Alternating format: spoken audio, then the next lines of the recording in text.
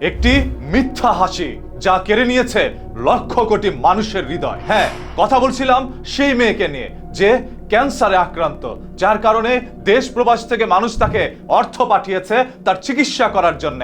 তবে হঠাৎ করে যখন মানুষ জানতে পারলো তাহলে মূল যে রোগটা এটা কোনো ব্লাড ক্যান্সার না, কিছুই না। এই রোগে জীবনযাপন, চলাফেরা, স্বাভাবিক জীবনযাপন, বাচ্চা নেওয়া সবকিছুই চলমান। এই মেয়েটি ক্যান্সার আক্রান্ত হওয়ার পর নাকি তার স্বামী তাকে ছেড়ে চলে গিয়েছে, 9 দিনের মাথায় গিয়ে আরেকটি নারীকে বিয়ে করেছে।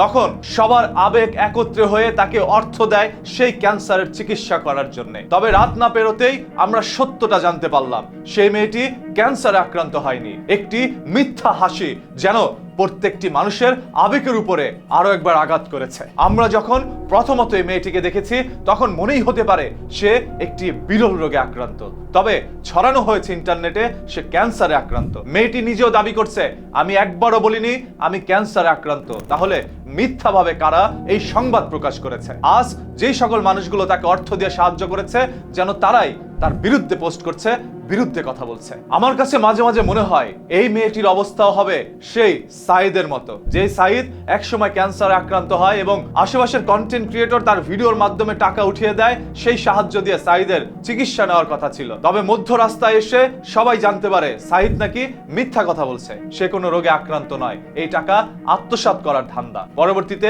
সাইদের বিরুদ্ধে বাংলাদেশের জনগণ চলে যায়। এতে করে সেই লোকটা মনে আরো কষ্ট পায় এবং খুবই দ্রুত তিনি দুনিয়া ত্যাগ করেন। সেরকম ভাবে আজ যারা এই মেয়েটাকে নিয়ে এত প্রশংসা করলেন, তার পাশে দাঁড়ালেন, তাকে সাহায্য করলেন, তারাই আজ সেই মেয়েটার বিরুদ্ধে পোস্ট করছে। এই সোশ্যাল মিডিয়া একটা মানুষকে উঠাতে যতটুকু সময় লাগে তার চাইতে তাকে নামাতে 1 মিনিট সময় নেয় না। আজ এই মেয়েটার বিরুদ্ধে সবাই চলে গেলেন, হয়তোবা আর কেউ তাকে সাহায্য করবে না, চিকিৎসা হবে না সেই মেয়েটির। এই হাসি মুখ আর কোনোদিনও হয়তোবা আপনারা দেখবেন না। তবে সেই মেয়েটার বিরুদ্ধে 2টি অভিযোগ রয়েছে। এই মেয়েটা নাকি পরকীয়া করতো, যার কারণে প্রথম স্বামীর সাথে তার ডিভোর্স হয়ে যায়। পরবর্তীতে তিনি আবার একটি বিয়ে করে, সেই ছেলের কাছ থেকে নাকি তিনি দেনমোহরের টাকা আত্মসাৎ করে সেই ছেলের সাথেও ডিভোর্স করে ফেলে। এরকম একটি মেয়ের মুখ থেকে যে সত্য কথা বের হবে সেটা নিয়েই হাজারো মানুষের হাজারো প্রশ্ন, যে এই মেয়েটি একজন মিথ্যাবাদী এবং ছদ্মবেশী নাটকবাজি। আপনাদের সবার কাছে একটি অনুরোধ করব এবং একটি সত্য তথ্য প্রকাশ করব, সেটা হচ্ছে এই আপুটি আসলেই একটি বিরল রোগে আক্রান্ত।